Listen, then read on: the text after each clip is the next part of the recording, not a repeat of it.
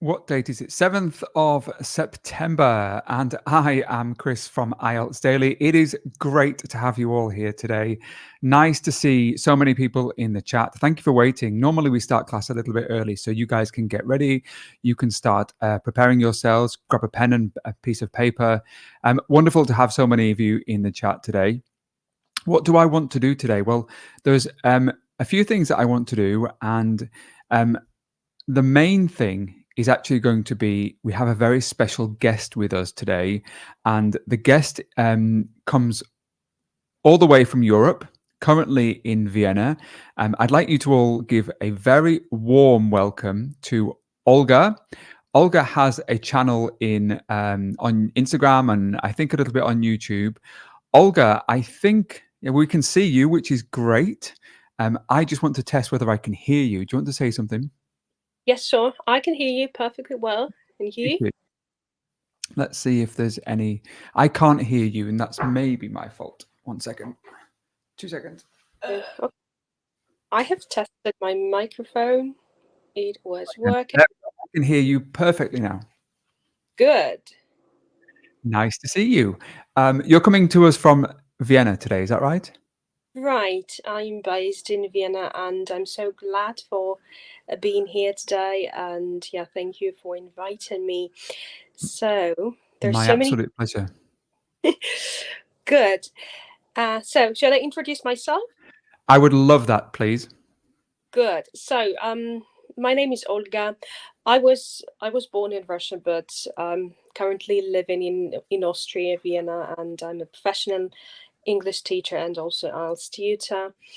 And I passed IELTS exam myself like 7-8 years ago, and this is how I got into this field of IELTS preparation. I did it for entering Vienna University. So I'm telling this story because I know that most of people who are now watching us probably want to study abroad.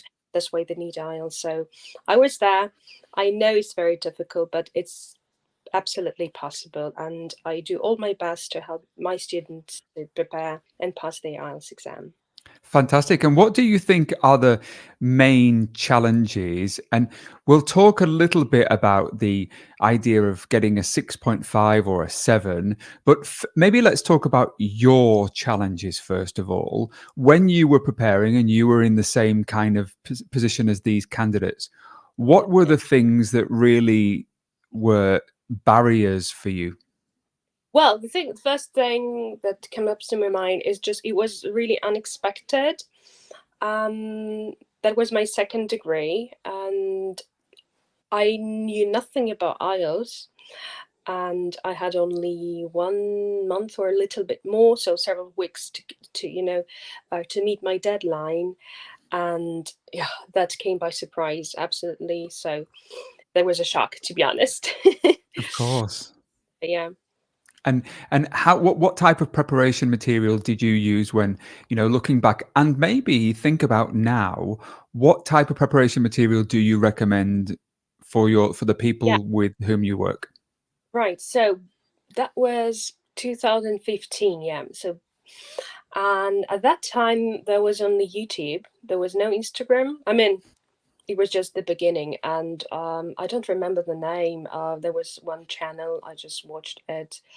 And basically, I downloaded a book, a test book, or several books related to IELTS, and that's it. So I would Okay. say 7-8 years ago there was a lack of materials, which is quite opposite to what's happening now. I think now we have like everything and we're lost in this flow of information and materials, and that was also a challenge because actually I end up having no clue about task one at all. Task one academic. It's like one day before the exam, I just realized, oh, there's one task one too. It's not only essay. So we'll talk a little bit about whether you are prepared for the test, and we'll talk about students, maybe not getting the score, but even for you, it was a difficult thing for you when you go into this test and you have Yeah, your because that time I was an English teacher. I had my first academic a master's degree in teaching English. I have already had CELTA, it's a special certificate, Cambridge certification for teachers, and actually that was quite painful for my self-esteem, for my professional self-esteem. Like, okay, I'm an English teacher, and probably I would fail the exams. So that was in, yeah. Yeah, So, good, interesting. Now, there's a few people in the channel, and I'll show some of their comments now. So we've got Malik says that he or she, yeah, I think it's a he, has his test on the 10th of September.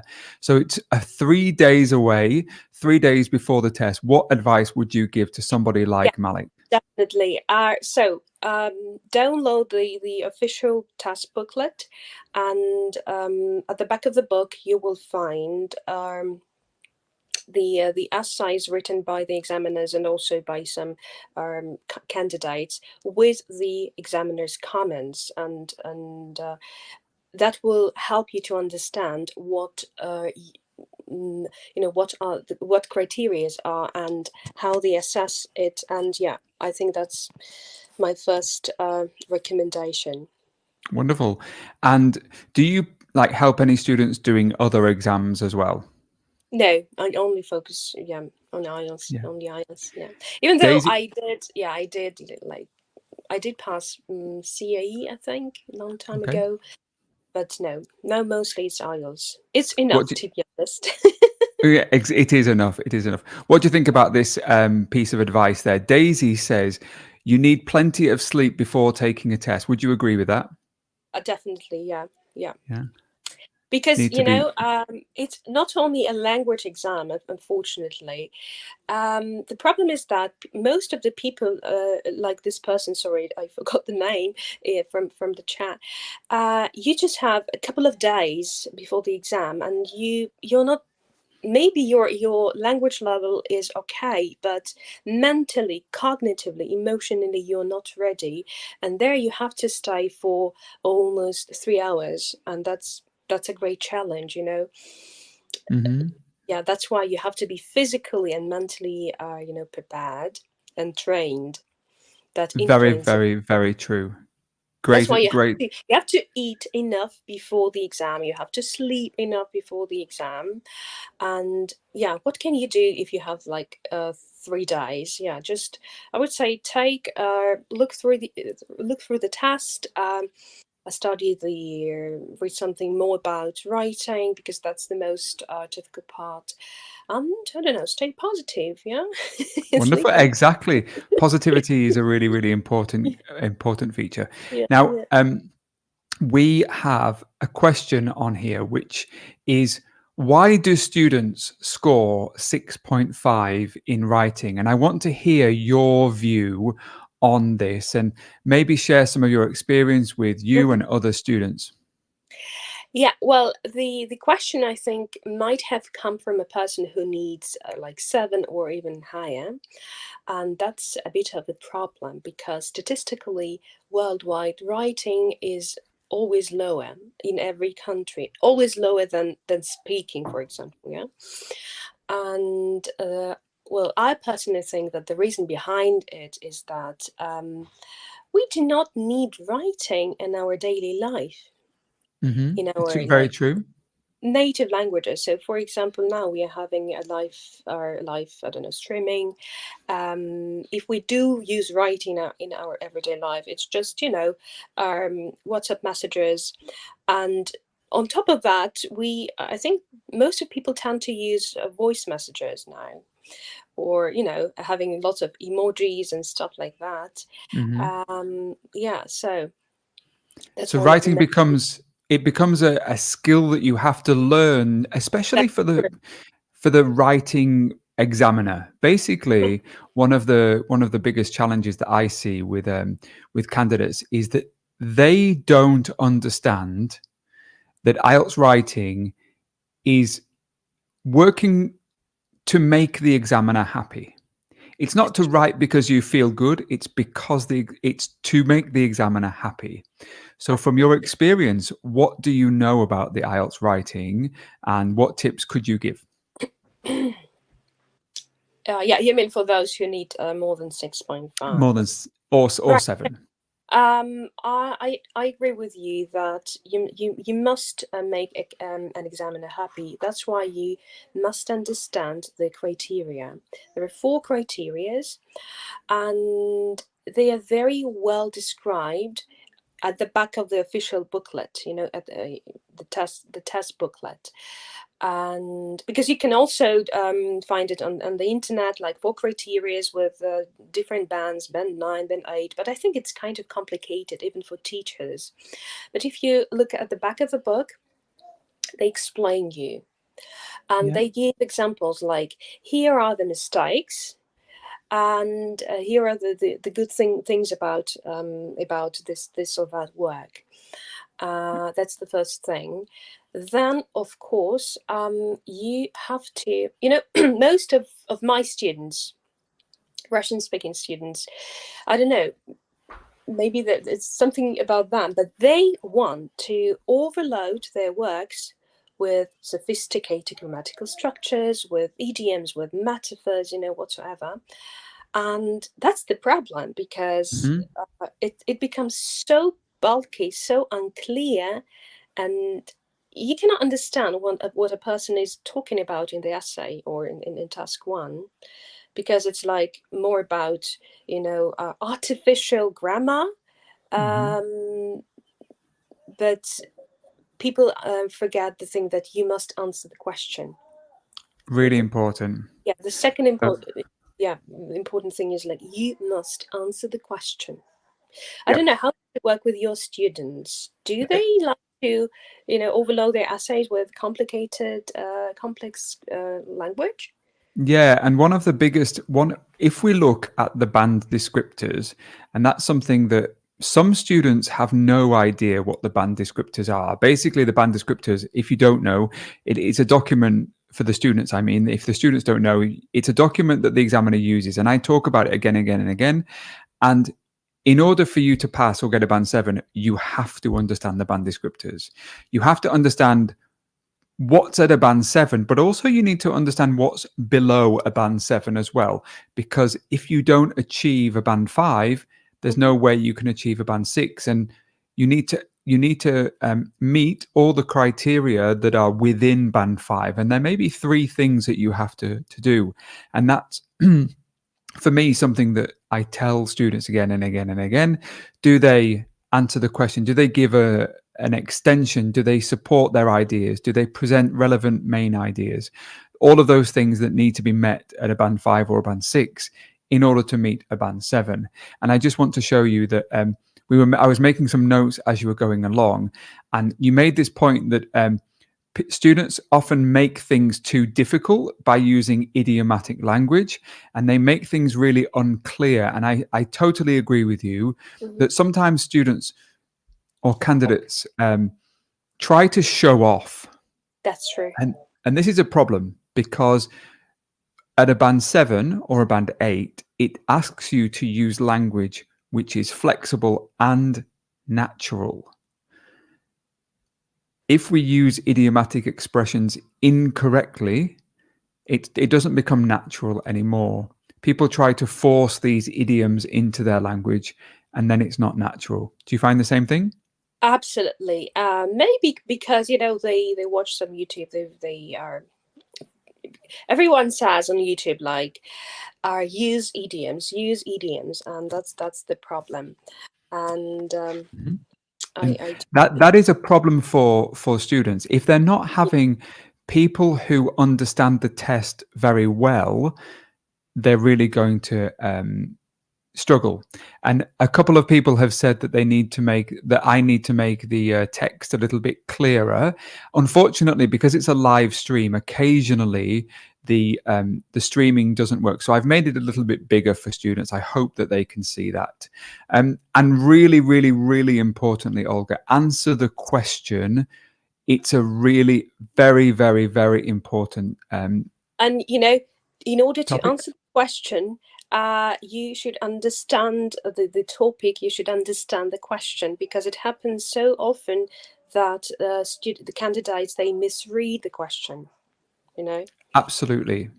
Yeah, A good example, actually, and I'll try to write an example on the screen, and I hope people can see it, is the following question, which says something like, do the advantages of X outweigh, and I'll outweigh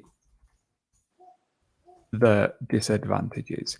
And a lot of people, I talk about this a lot of people will look at this and they think that it's an advantages and a disadvantages question.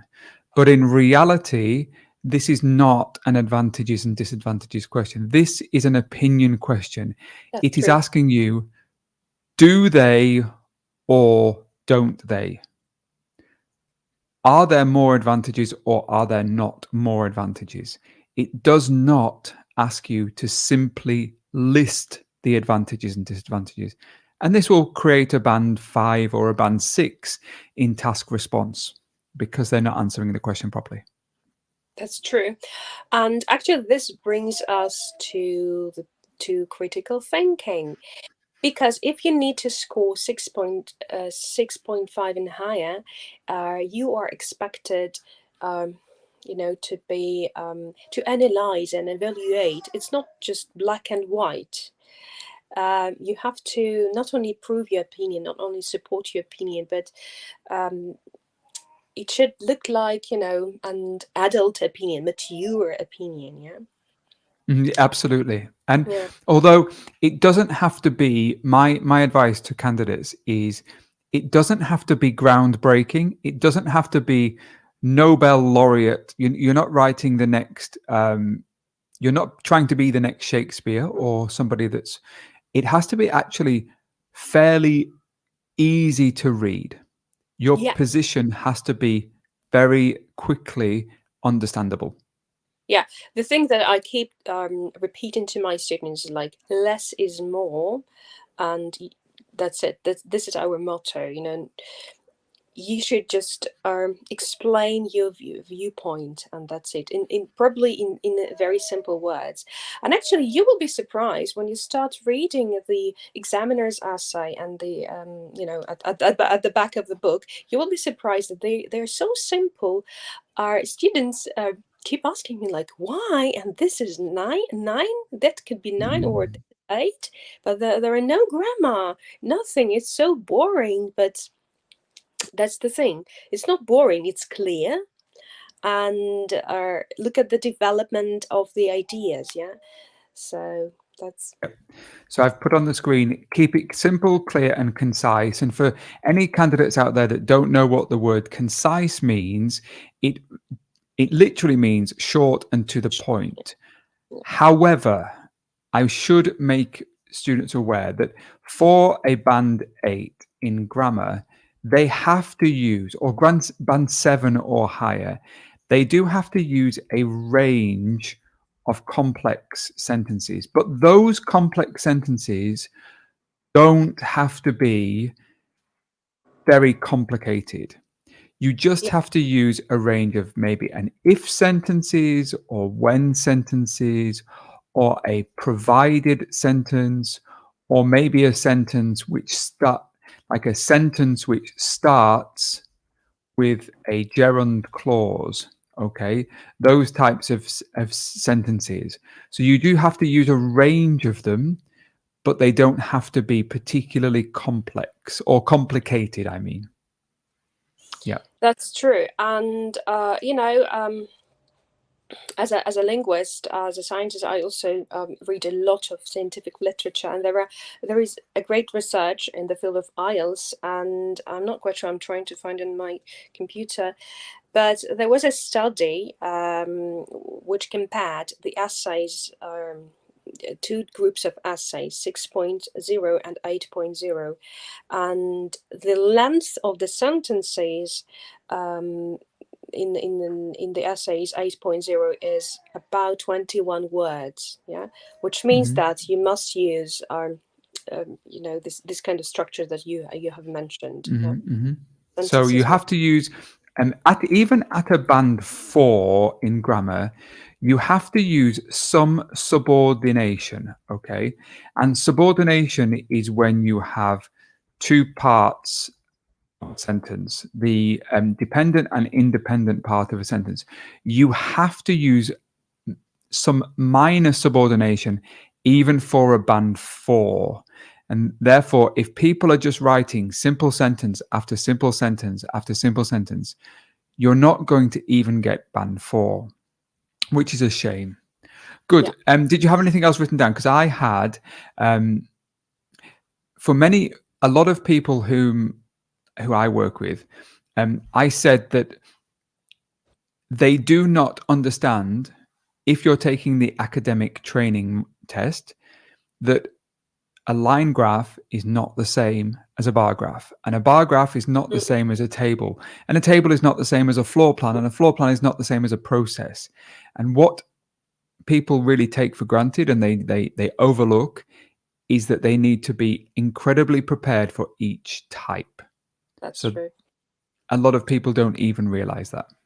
But the problem is the time, they're pressed for time, and, to study these 6 types of graphs is sometimes impossible. I mean, for those who have exam in 3 days. And again, my main advice is just, answer the question. When it comes to task 1, you have to find like the main trend and a bit of small details. You just mentioned them. Yep, really true. Yeah. And a lot of I've just noticed there that you said pressed for time. I love this idiomatic phrase. Can you explain what that means? But simply when you do not have a lot of time and you have some deadline, and it's kind of pressing you, pushing you, yeah? You feel stressed. Exactly. Yeah. Exactly. You talked about finding the main trends of information. I notice a lot of students will, and maybe they don't know this, but accuracy of Mm. information in task 1. Let's imagine that the exam said $1.3 million on the graph, and they make a mistake and say $1.5 million.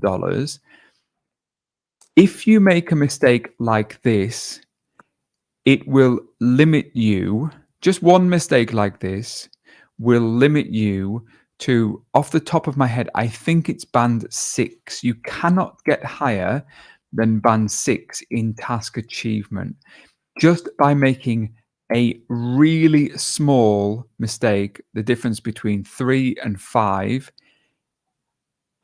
If it's listed on the graph clearly $1.3 million, you will not be able to go higher than band 6, even if everything else is correct, which is, I think, is really strict. Yes. But that's the reality. Yeah, unfortunately. And since we're talking about writing, there is one very specific thing about writing, and which belongs only to writing, not to speaking. Do you know what that is? Please tell me. This is our punctuation. So using commas, and and that's a real problem. I mean, when it comes to those who want to get 7 and higher, because their language might be perfect. They can be living in some English-speaking countries, And once I had a doctor from the UK who lived in France, and who, for some reason, he had to take IELTS, and he is an English speaker, a native English speaker, and he could not score more than 6 in writing. Yep. Really, Um, really, really common. right. Very common. One Do of I his do brothers do you think was that's fair? um that's a tough question. I don't. Well, that's the rule of the game. If you want to pass it, so you must follow the rules of this game. Yeah. The problem is that that that if you look at the indicators for band 9, 8, 7, it will tell you that band 8 and band 9 shows that people have a proficient level of language. And when somebody's earning, like scoring a band 6, it actually says has an intermediate level of language with many mistakes throughout the speech. And the reality is that your doctor student is not somebody who is an intermediate level speaker or language Yeah. kind of native. They are at the band 8 or 9. So I think this is my personal opinion. I think when it comes to writing, the pedantic nature of being able to look at every single minor mistake, because that's not really possible in speaking. Speaking you can bluff your way through, but for writing, the examiner will say, well, the comma's in the wrong place, therefore I'm going to deduct. I've had 3 common mistakes, therefore it's going to be a band 7 in grammar. More common mistakes down to a band 6 because many sentences have problems. I just think that it's maybe a little bit unfair. Yeah, and it also happened to my students that they applied for the re-evaluation of the exam because it was like third or fourth attempt, and it was always 6.5 in writing, and the rest was like 8. And the comments that we got back was actually problems in punctuation. Really, really, really, really problematic. Yeah. Mm-hmm. So I wonder whether nowadays when people write emails or you communicate with others, there's a lot more kind of forgiveness. People forgive mistakes in writing, especially in electronic communication. Well, If I'm let- emailing somebody with work, yeah, is it a mistake or just a typo? You know. or is it time? 20 minutes to write a report on a graph for Mm-hmm. 150 words is actually really, really, really difficult. Absolutely, Mm. absolutely. Did you have anything else that you wanted to bring up? I had a couple of things, but I'll see if you had anything first. About the question, I think, yeah, that's the most important that I wanted to say. Sure. For me, time management is really critical for writing. I would normally recommend that students start with task 2, but I would always say do not overextend yourself with task 2 because task 1 it's worth kind of 30%, and it's as important than task 2. So if you're going to do task 1, make sure you assign yourself 20 minutes. Don't overextend yourself with task 2 and then impinge or run into your task 1 time. What would you say? Yeah, I would say that you need to practice and train, the time before the exam. But just the one thing that came up to my mind, when you start getting ready for the writing part, I would recommend not to write the whole work. Like if you start with task 1 and you're ready to write the whole report. No, just firstly read a little bit and then try to write like the intro. Also the same applies to essays. Try to practice just intros, yeah, and then the bodies. And then probably you would like you would want to practice different types of questions. Why not? Because one of the mistakes that students often do is just writing the whole thing at once. Okay, I have no clue about essay. Well, I've read something about it. I watched some videos, and now I'm writing the whole thing. No, that will bring you nowhere, I think. I agree. Yeah, it's important. And Yeah, focus on the intro. Go ahead. And actually, this is what consumes time because you are thinking about grammar, you're thinking about uh, about the question, about the intro, how to start the intro, how to develop. So, all the things were playing in your mind, and you're so stressed, and that's why you usually students tell me that I don't know what the audience say now, but how much time do you spend on writing essay now? And especially on your first essays, I think generally it's on average it's like 2 3 hours, 2 3 A hours. lot of people start with 2 or 3 hours. Yeah, Yeah, yeah, yeah, crazy. yeah. Yeah, crazy. Somebody said, I'm just going to show, it's Minhas. Minhas says, I scored 6.5 in writing, later applied for EOR and was raised to 7. So that's where an EOR, an inquiry on results, paid off. It was a success, but it's really, really kind of hit or miss. If you genuinely think that you deserve a higher mark, I actually would always encourage EOR. It's definitely worth if you come out thinking that you need more. Yeah, but to be honest, it has never happened to my students. It was always the same. Ah, Mm, I've it was had a few successful EORs mm, with good, students, with good, candidates. Yeah, good.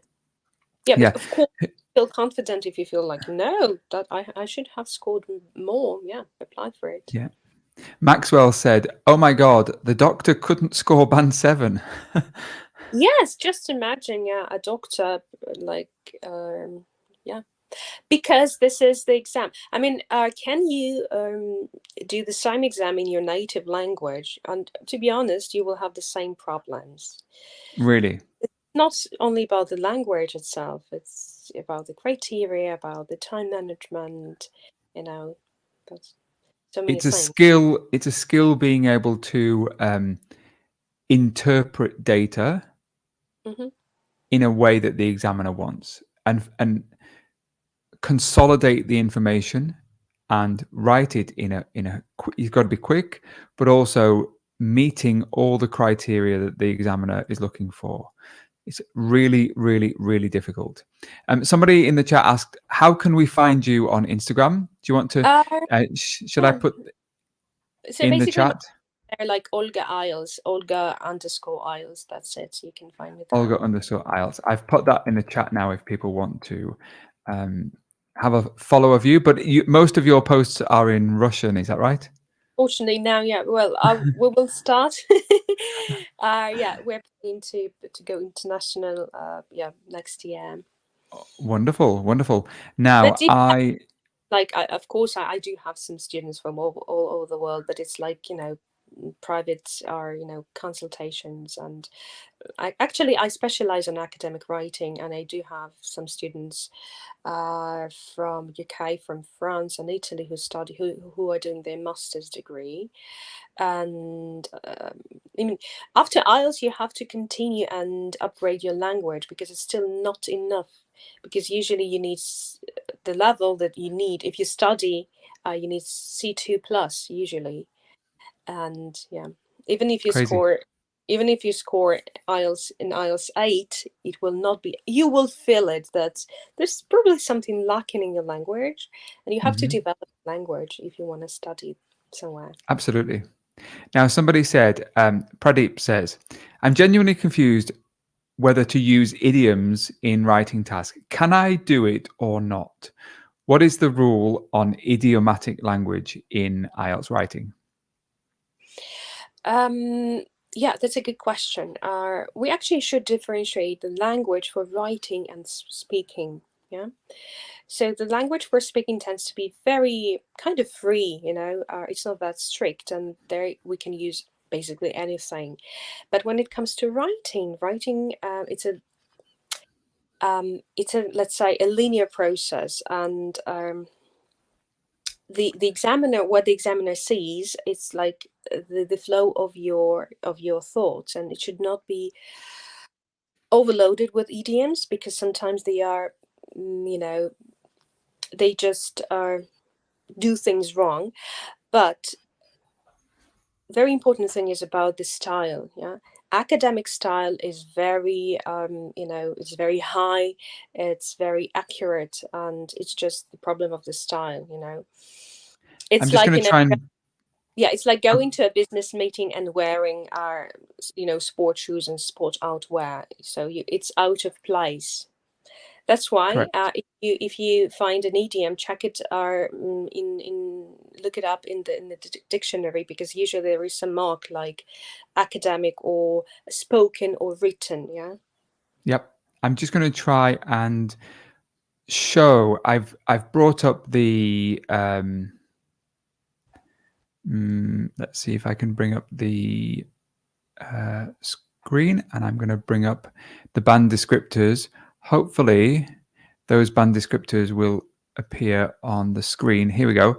And I will zoom in to show you what, for a band 8, it asks you. Let me see if I can see that on the screen. It says, for a band 8, skillfully uses uncommon lexical items.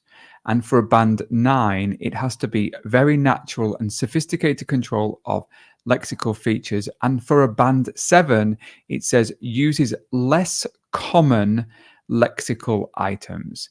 Now, this idea of less common does not necessarily mean idiomatic. You can use idiomatic language provided it's not colloquial or conversational within the writing. What I would tend to focus on for giving advice would be think about phrasal verbs where Olga, you gave a really good example. Pressed for time. Okay. Pressed for time is um, kind of idiomatic. I suppose it is idiomatic because the Yeah. meaning pressed for time changes in its context. So if you used in the test, when people are pressed for time, comma, they may use computers or technology. So using language like that is absolutely acceptable, and you would increase your score because you're using less common lexical items. Whereas you might find people using proverbs or phrases that don't really fit in writing. Okay, so off the top of my head would be an example. Off the top of my head, comma, I can't think of any examples. Off the top of my head is an idiomatic phrase. However, it's much more commonly used in speaking rather than writing. So the answer to the question, can I use idioms? Yes, provided they are appropriate and not too colloquial. Yeah, Yeah. good. And yeah, always check look in the dictionary, and sometimes people just use translators, Google translators, and it's it doesn't help at all, because dictionaries like Cambridge Dictionary, or my favorite is Longman Dictionary, they always note if it's a spoken or a written or an academic or an outdated, time to time students, I don't know, they dig out, old fashioned phrases and, some idioms, which are not used. Yeah. Yeah, I see this one a lot. Let me just share. Let me share this one with you. I see it all the time, and it tends to be students who come from the kind of Indian subcontinent, and I see this, which is to recapitulate when they want to say in summary, or if they want to say Mm. to conclude or in It, conclusion. it comes from Google Translator. I don't know. Correct. So they see the word to recapitulate Yeah, and they think it sounds really fancy. yeah, recap. Yeah. But the reality is we just don't use that anymore. It's a much kind of older term. And the other thing that I really struggle with, and I see it all the time on Instagram, is don't use this word, Mm. use this word to get a band 9. And a lot of the time, the examples they might use would be things like, don't use old, use ancient. The problem with this is, and maybe people don't realize this, they think that the word ancient is going to get them higher marks because it sounds fancier. The reality is that old and ancient are synonymous, but only in certain situations. They don't always mean the same thing. Okay. So if I said, oh, this bread is really old, I can't eat it anymore, it's stale. The bread's really old. You can't say the bread's really ancient because it doesn't have the same meaning. Ancient means extremely old. Another example would be antiquated, which comes from the word antique. So don't use the word old, use the word antiquated. And those two are synonymous, but only in certain situations. And that comes down to the idea of using language naturally and in the right context. That's true. And I think we use the phrase to recap, and that's a short version of this. Yeah, in speaking, yeah, to recap. So, and then you kind of summarize the main points. Yeah. Exactly. But to recapitulate is not something that we Yeah. should be using in writing. Now, we were going to have some speaking discussion, and I said to you, Olga, that maybe we can prepare ourselves and we could kind of ping pong back and forth with some speaking questions and some ideas, and I can maybe write down some ideas of things that I hear from you, and you could do the same for me. Are you happy to do that? Yeah, sure. Good, wonderful. No pressure. I'm No not pressure. ready to. You feel free to ask. I mean, if you have any questions about, I think the topics we were going to do today were traveling and also technology. I've prepared some questions and I'm happy to ask you. Do you want to ask me some first, or would you like me to go Yeah, first? yeah, I would like to start. Um, so let's talk about traveling. What was the last place where you traveled to? Well, this is an interesting story because I did a bit of a round the world tour earlier this year because I think you'll realize that lots of people were locked in from COVID. We had no opportunity to travel, and I decided to go back to the UK because you may not know that I'm from the UK and I don't live in the UK anymore. And it was important for me to go back, and I traveled a little bit around the world because now I live in Australia, and Australia is so far away that you have to go this way or this way to get back to the UK. And I decided to go all the way around. So that was the last place. What was the last place you traveled to? Um, since I live in Europe, in the heart of Europe, as people say, in Vienna, last week we traveled to Slovakia to go to IKEA, because we couldn't find some panels, and okay, it's just 40 minutes drive from Vienna to Bratislava, and this is what I like living in Europe. So everything is so close, and yeah, just 40 minutes and you are in another country. Fabulous. I've got a few language points there. Forgive me. You said you said since I live in, sorry, the heart of, I love that, in the heart of. You use less common language such as panels, which would be a higher level word, and you use a complex grammar form, which was what I like about living. That's Mhm. what I like about living. So that would be a GRA plus mark there because you've started to use some complex grammar. Well done to you for that one.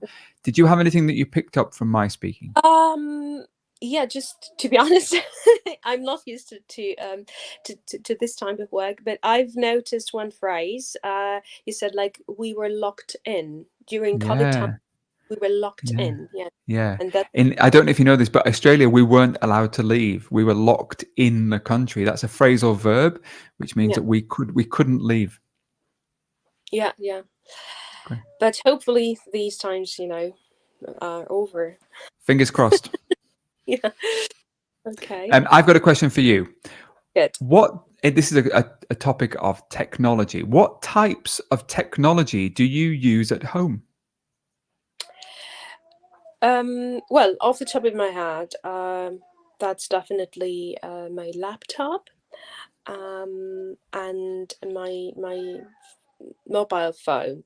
I use these devices most often because I work online. I'm a freelancer, and to be honest, I can't imagine my life without them.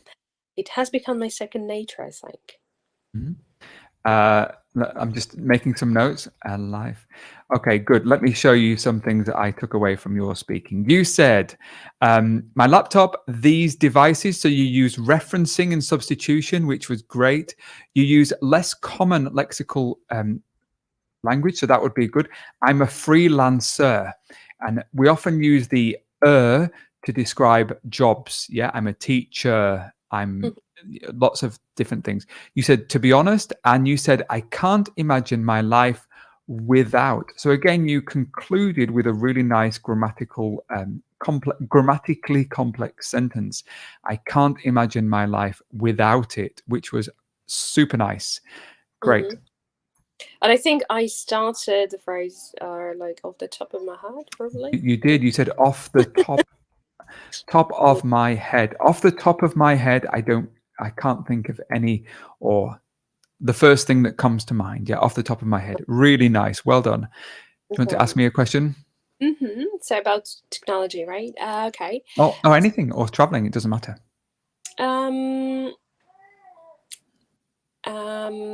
Okay, technology. So, has it ever happened to you that one of your devices are broke down? Yes. So recently I had to give a presentation at work. I was teaching, and I went to use the overhead projector, and it was completely broken. I plugged in my laptop, and I genuinely thought that the overhead projector was broken, but in fact, it turned out that the connector that went into my laptop just didn't work, and so therefore I had to wing it. And maybe I'll have to explain that one to you in a minute. I had to wing it during my speech, and I couldn't use anything that in terms of the audio visual.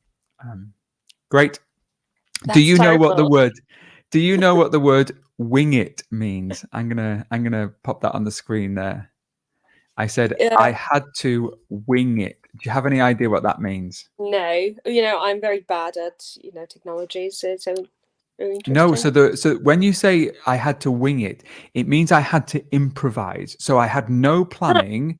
oh, good. Yeah. So to wing something, you could be preparing for a presentation or whatever.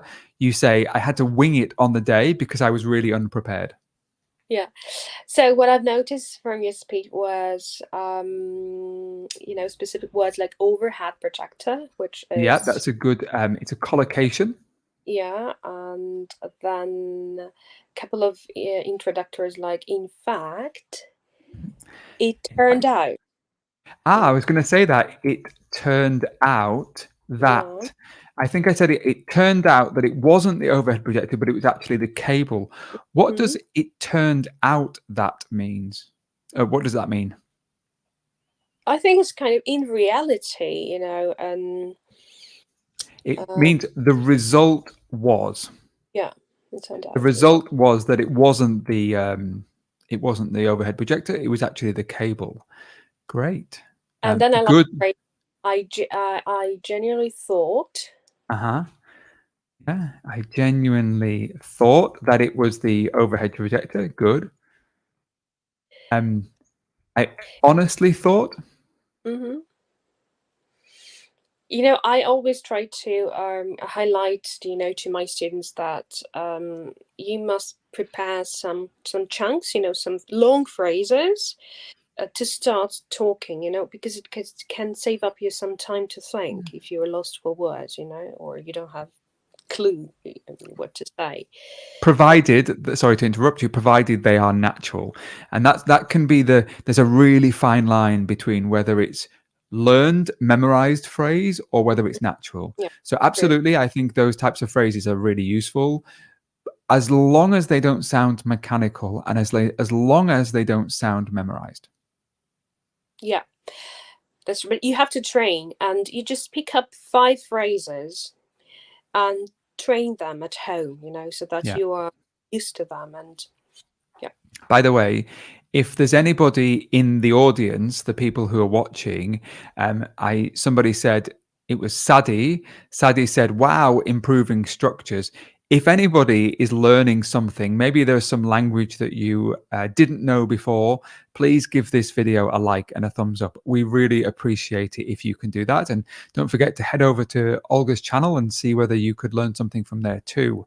I have a question which is part 2, and you don't have to prepare for this one, but this was a question that I'd heard recently, and it goes something like this. The question was, think of a time when you had a problem using technology. So think of a time when you had a problem using technology. Now, that's quite similar to the question that you gave me about when a device didn't work properly. How would you talk about this for up to 2 minutes? Well, I think the first is like, do you have to invent the whole story, or do you have to, like, if you really experienced in your life, and this is what my students ask me, like, if I didn't experience it, so what shall I do? And You have to be a good actor. You've got to think about being a yeah, Hollywood actor, yeah? yeah. So in this case, I would be, as you said, a good Hollywood actor, and I would just tell a story. And you know, the key to a successful part 2 is, I think, being a good storyteller. Yeah, so you must stories, yeah, and Talk about how probably, you're feeling. How did it affect you? How did it affect other people? What was the result? Would you yeah, give any advice to do that again? Is there anything that you learned from it? All of those things are completely normal things to talk about that's true. in order to pad That's out true. your. Yeah, when it comes to this question, so me personally, I'm very bad at technologies generally, and I don't know it. I don't know the language. I don't know. I want to know nothing about it. I mean, to be honest, and and if I were a student and I had this question at the exam, and I do not know the specific words like overhead or beamer or whatever, I would focus on more like things like what I felt, or what I thought at that moment, or, I would just a bit shift the focus from this technology part into the more emotional part, and which is fine for IELTS. There in your cue card, you always have 3 bullet points, and it's not that strict, so you should not follow them. It's just some ideas that might help you, but it's not just there to give you some ideas. Yep, it's really true that a lot of people think that you have Hmm. to answer those 3 bullet points or 3 or 4 bullet points. That's not true. Though they are there just to help you and give you guidance. Yeah, In the writing task, in general training, writing task 1, when you have to write a letter, it is imperative you have to answer those 3 bullet points. yeah, Yeah. yeah, that can be misleading, so here you must follow all the bullet points, here you must not follow. Yeah, The might interesting be. part is in the speaking band descriptors, there's nowhere that says the candidate answered the question properly. There's nothing that says that. So therefore, you can just ramble. You can talk, Yeah, go off topic, and it's totally okay. yeah, yeah, yeah, yeah. Now, just before I'm just going to interrupt you, we it's now time, the last 10 minutes or 7 minutes of today's class. Time flies when you're having fun. We've only got 7 minutes left. For the students in today's class, I am going to post in the chat, I'm going to post the link. If you want to come and join Olga and me, and maybe you have a question, you're very welcome to do that. However, I'm just going to post the rules. If you want to come and be part of the class, there's a couple of things that I would like you to do. The first one is that you have to, let me bring this up here. The rules of the class are that you have to, 1, have your camera on. You have to have your sound on. You need to be in a quiet environment, in a quiet place. And number 4, try to be prepared with a question on or about IELTS. So those are the 4 rules. Unfortunately, we won't be able to speak to everybody who wants to come in today's class, but it would be nice if we had somebody from around the world. Maybe you can ask a question for me or to Olga about something that you had on your mind. So I am posting the link right now in the comments section or in the chat. It is now there. You are welcome to come and join, but remember that you have to have your camera on. So we'll see if anybody comes and joins us, Olga. Now, my question for you, Olga, is when you did your speaking test, how did you find the time? Because I've taken the test a few times, and the time really flies. Were you nervous at the time? Sure, yeah, I was. And are you talking about the speaking part or generally about the exam? It's speaking, sorry. Speaking. Yeah, to be honest, I was just talking. I was like, I didn't care about the time. I was, I don't know, I was too, when I'm too nervous, I'm talking, I'm chatting, I'm so chatty. Yeah. Exactly. So we have Dinesh has joined us. Hello, Dinesh. Yes, sir. Now, you're in a little bit of a noisy environment. I'm sorry, so we might have to move you. That was one of the rules. We can hear lots of things in the Sorry, background. sorry. What's your question One for us? second. How can I have a best score in IELTS? Reading.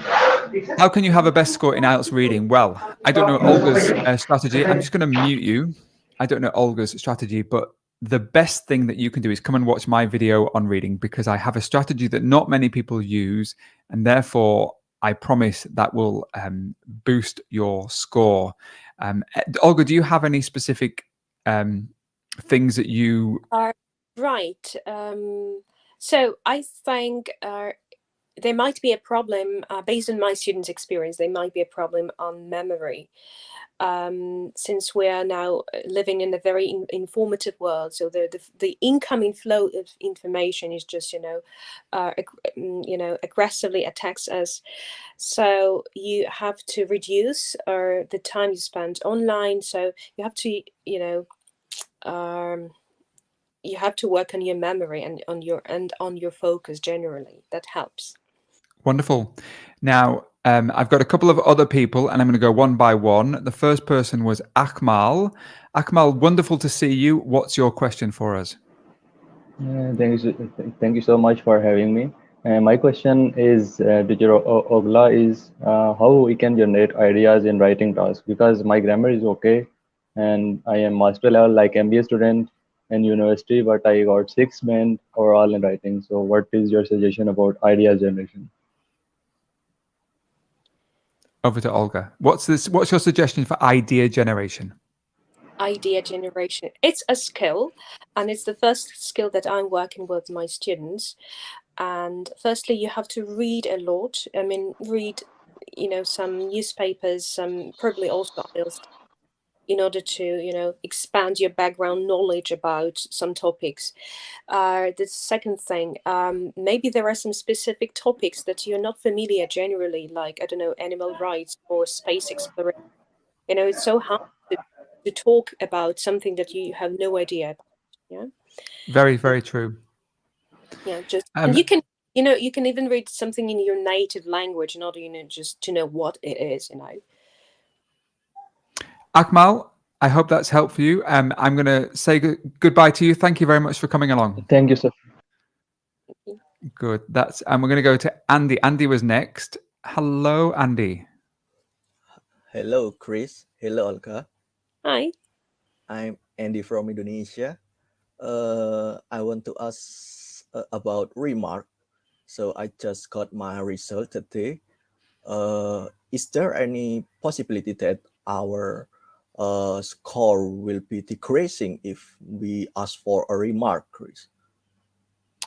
The answer is no. Your score will never go down. So if you think that you deserve a better score, my advice to you would be always ask for a remark for all 4 sections of the test, because there's nothing to lose if you have an increase in your speaking score. You get your money back. even if you are looking for your writing score. So you should apply for all 4, particularly for reading and listening to if you're doing the paper-based test, because there may be some errors in handwriting interpretation. So you may find that your reading score will change as well. If you do the paper-based test, your reading and your listening score could also change. So your score will never go down, Andy. Okay, thank you, Chris. Thanks for joining us. We've got a couple of other people. We've got we haven't had any girls yet, so we'll go to Tila, or is it Tilat? I don't know how to pronounce that. It's Tilat. Nice to meet you, Tilat. Hi. Thank you. Nice to meet you too. What's your question for us, Tilat? Okay, my exam is on 15th September. Most of the people told me that I can't have enough. I mean, to get above 6.5 score, I need to use lots of phrase and lots of grammatical. Lots of. I think we've lost the stream there, but I kind of got a sense of where this was going. Sorry? We lost you. Your connection broke, but I understood that you wanted to say some people will tell you to use lots of grammatical phrases, high-level language. Yes. We talked a little bit about this, Olga. What was your advice? So yeah, we started our lesson today with talking about it.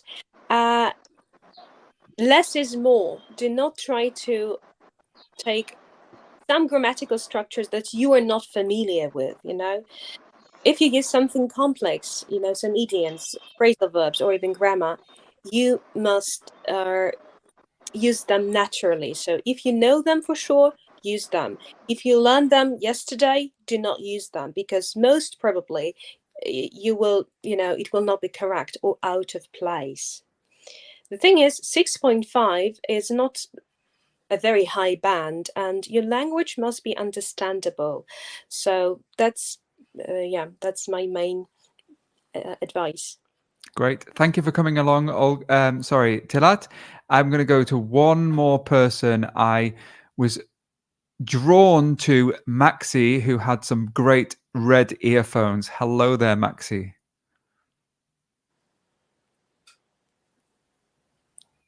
I think Maxi is still muted. Maxi, can you hear us? We're struggling to hear you. Can you hear us? I do not hear him. Me neither. I think his connection's a bit slow. We'll go to one more person. Let's see who is here. Shankar. Hello, Shankar. Nice to see you. What's a big smile on your face? We always like a big smile. Thank you, sir. Thank you. What's your question for us? So my question is, I got pretty lost in passages 1 and 2 of reading and not get so much time for passage 3 of reading. So how can I get enough time for that? I'll jump in before Olga. Shankar, have you watched my reading video? No, I'm sorry. This is my first time. Okay, well, welcome for your first time. If you haven't watched my reading video, your homework tonight is to go away and watch the reading video, because it will, I can almost guarantee it will improve your time management in your reading test. Lots and lots of people have spoken about how it has improved their score, their time management, and their accuracy. So go and watch that video, Shankar. And one question can I ask you? Please. I have just 14 days for the exam. So can I be ready for that in those 14 days? So I haven't studied for a month before. What score do you need? Yeah. Sorry? Which score do you need? 6.5, 7? I just need 7. It's almost impossible to answer that question. I'm sorry, Shankar. Neither Olga nor I know about your base level. We don't know you before today. It's really, really, really important that you do not take your test unless you're ready, or else you're wasting your money. We hear of students who take the test 5 or 10 or even 20 times because they think that by taking the test as many times as possible, it's going to increase their score. The reality that isn't true. You have to truly understand the test. And if you're not ready, my honest advice would be don't rush it and don't take it. Okay, thank you. Yeah, sorry, I can't give you a straightforward answer. Okay, it's okay. Thank you. Welcome. Olga, I have thoroughly enjoyed today's session. Thank you very much for coming along. Have you enjoyed it? Yeah, absolutely. I would like to Good. repeat it one day. Well, we can organize a session and you can come back. And if all the students who kind of have been watching today, if you did like it, give it a thumbs up. Leave your comments in the section below. And I just want to say let's all give Olga a big round of applause. Thank you for coming along today, you. Olga. Thank you. And I am going to come and say goodbye to all of you people who came to watch today. It was a pleasure. I hope you learned something. We had loads of new vocabulary, grammar, things that you could take away and apply in your test. So keep watching, keep coming back. I hope to see you next Wednesday. Again, be positive and only take the test if you are ready. My name's Chris from IELTS Daily, and it was a pleasure. See you all very soon. Bye for now.